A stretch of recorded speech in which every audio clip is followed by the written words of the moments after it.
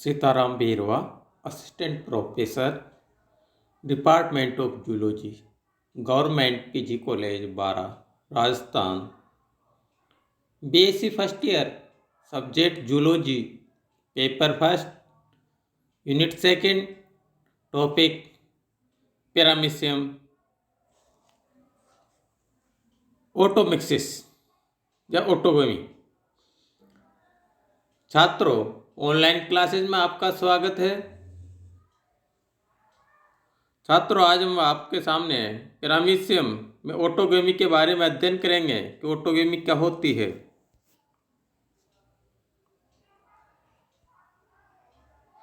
ऑटोगमी या ऑटोमिक्सिस, इसके बारे में एक साइंटिस्ट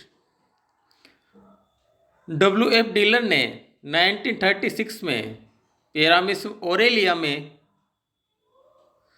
कंजुगेशन के समान केंद्र की पुनर्गठन का वर्णन किया था, परंतु यह केवल एक ही एनिमल्स में होता है।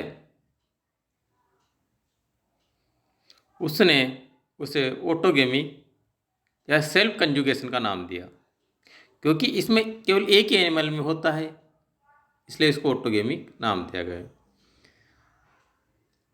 क्योंकि इस प्रोसेस में एक ही जीव की दो माइक्रोन्यूक्लियस या गैमेट्स केंद्रक न्यूक्लियस आपस में मिलकर एक जायगोट या सिनकैरियन का निर्माण करते हैं। प्रोसेस ऑफ ऑटोगमी, इस प्रोसेस में पैरामीशियम ओरेलिया कि दोनों माइक्रोन्यूक्लियस में म्यूसिड्यूजन होता है और जिसके फलस्वरूप 8 एप्लॉइड डॉटर न्यूक्लियस बन जाते हैं, जिनमें से 7 माइक्रोन्यूक्लियस डिजेनरेट होकर रिड्यूस हो जाते हैं और शेष बची एक केंद्रक में माइटोसिस डिवीजन होता है और ये सातों 7 माइक्रोन्यूक्लियस जो रिड्यूस हुए थे वे साइटोप्लाज्मा में डिजोल्व हो जाते हैं, जिससे 2 युग्मक केंद्रक बनते हैं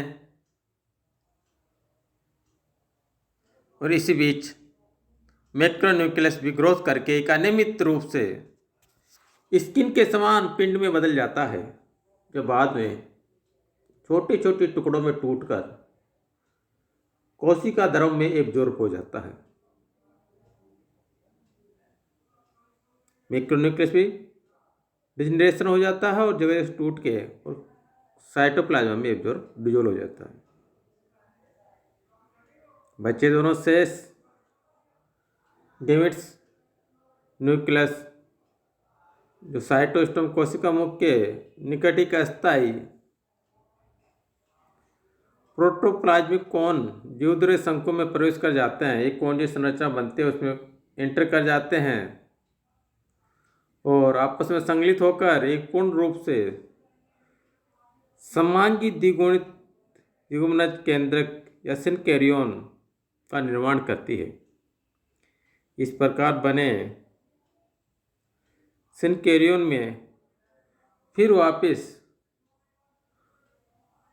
2 बार विभाजन होता है और 4 न्यूक्लियस बन जाते हैं। इनमें से 2 मैक्रोन्यूक्लियस और 2 माइक्रोन्यूक्लियस होते हैं। इसके पश्चात कोशिका ध्रुव तथा माइक्रोन्यूक्लियस में भी एक साथ दोबारा विभाजन होता है, जिससे 2 डॉटर एनिमल्स बन जाते हैं। इन डॉटर एनिमल्स में प्रत्येक में एक न्यू मैक्रोन्यूक्लियस तथा 2 माइक्रोन्यूक्लियस होते हैं। इस प्रकार ऑटोगमी की क्रिया द्वारा पैरामीशियम में रिजुविनेशन हो जाता है। इसका डायग्राम देखिए, ये दे रखा है। फर्स्ट ए में पैरामीशियम ओरेलियम में एक मैक्रोन्यूक्लियस और 2 माइक्रोन्यूक्लियस दिखाई गई है। इसमें मेयोसिस डिवीजन होता है, जिससे 2 से 4 और 4 से 8 बनते हैं। इस 8 माइक्रोन्यूक्लियस में से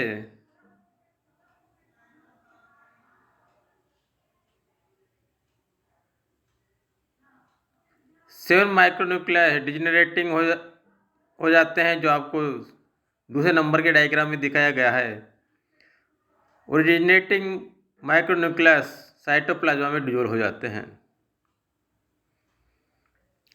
इसके बाद में बचा एक माइक्रोन्यूक्लियस माइटोसिस डिवीजन होता है, जिससे 2 गैमेट्स का निर्माण होता है, जो तीसरे डायग्राम में दिखाया गया है।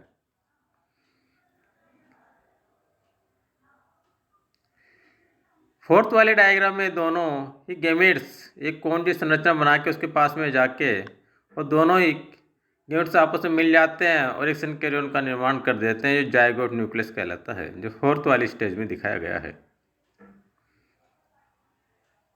नेक्स्ट, अब इसमें जो मैक्रोन्यूक्लियस था उसकी में भी कुछ चेंजिंग होना प्रारंभ होता है। ये साइज बढ़ जाता है और बढ़ने के बाद में ग्रोथ करता है। वो ग्रोथ करने के साथ ही इसमें डिजेनरेटिव होना प्रारंभ होता है और ये भी लास्ट में साइटोप्लाज्मा में डिसॉल्व हो जाता है, जो आपको 5वें डायग्राम में दिखाया गया है।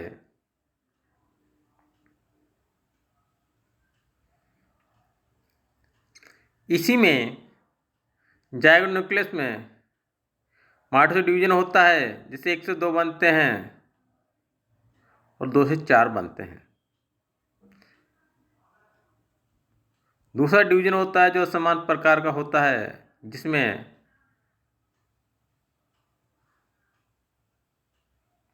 एक मैक्रोन्यूक्लियस एक माइक्रोन्यूक्लियस बनते हैं। अब इसमें साइटोप्लाज्मा में डिवीजन होता है। पहले केरोकाइनेसिस हो चुका था, अब साइटोकाइनेसिस होता है। केंद्रक विभाजन के बाद में कोशिका द्रव का विभाजन होता है, जिसमें एक मैक्रोन्यूक्लियस और एक माइक्रोन्यूक्लियस एंटर वाले हिस्से की तरफ चले जाती है, दूसरा पिछले वाले हिस्से पोस्टीरियर हिस्से की ओर चले जाती है और बीच में कॉन्ट्रैक्शन होकर अनुप्रस्थ बाइनरी फिशन द्वारा कोशिका द्रव का विभाजन होता है। उसी समय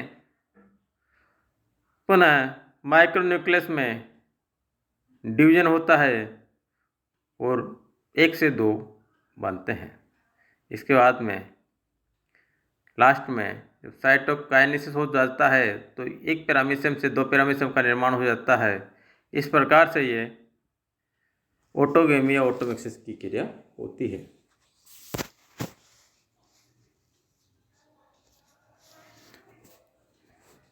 नेक्स्ट,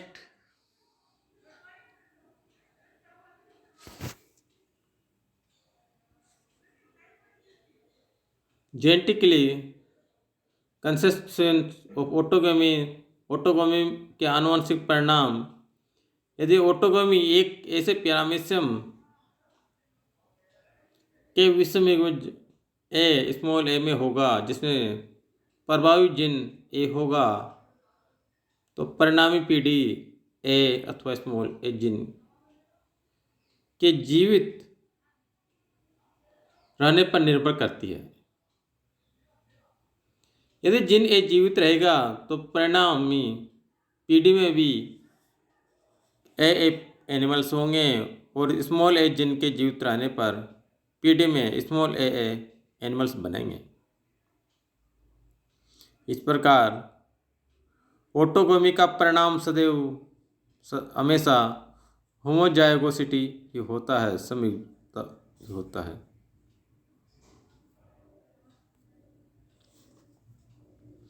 लास्ट में एक और डिवीजन आता है इसमें, जिसे साइटोगेमी कहते हैं, कोशिका युग्मन। इस प्रकार से इसमें रिप्रोडक्शन होता है।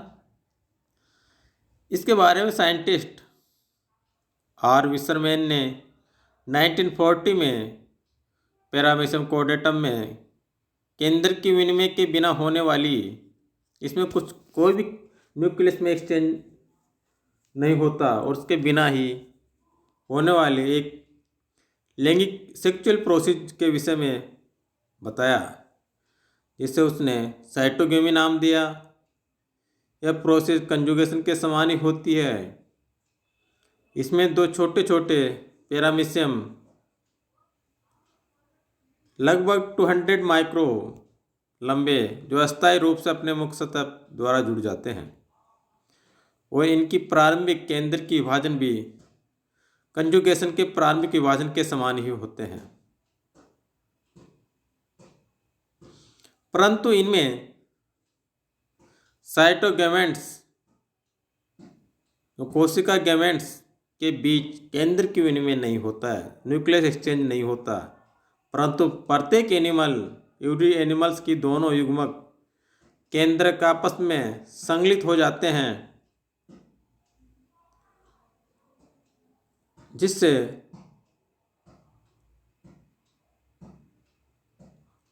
ऑटोगेमी की तरह ही एक सिनकिरियन बन जाती है, और ये प्रोसेस लगभग 13 आवर्स में कंप्लीट होती है।